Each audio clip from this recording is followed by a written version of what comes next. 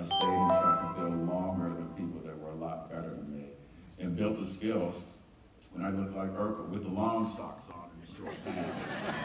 I mean, that was the real thing. In fact, I was so skinny and so small, they used to call me Kermit because I had these little legs like Kermit the Frog, and that was when Kermit came out. But I built the skills, you know, put in a lot of work, days on the track. Morehouse, we didn't have a track, we didn't have a field, so we had to go jump fences and go around town in order to work out. And you know, track shoes were a commodity that was hard to get back then. And then because I was studying physics and engineering, I had the character building skills that I adapted and was nurtured down in Morehouse because the professors were tough. And if any of you know the history of Morehouse, they don't play around academically. It's hard to get in and it's harder to get out.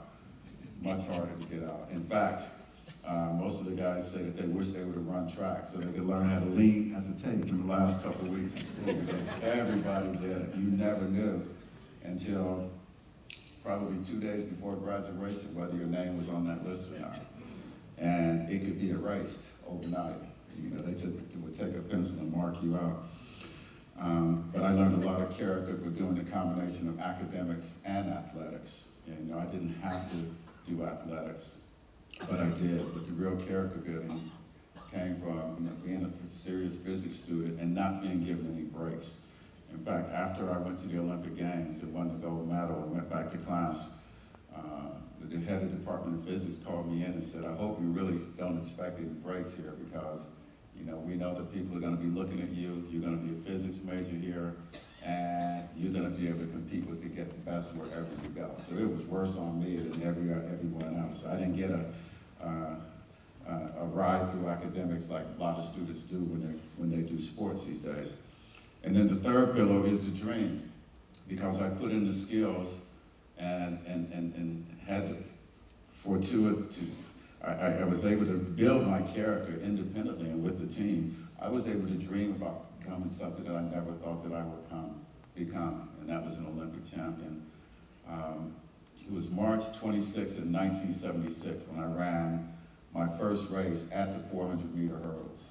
I run the 110 highs and the 400 flat. I was getting pretty good. In fact, I made dramatic improvements the year between my sophomore and junior year.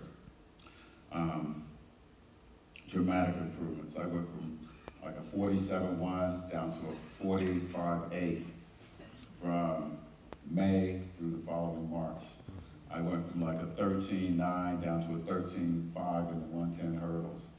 And in the 400 hurdles, which I'd never run before, I ran first time 50.1, qualified for the Olympic trials.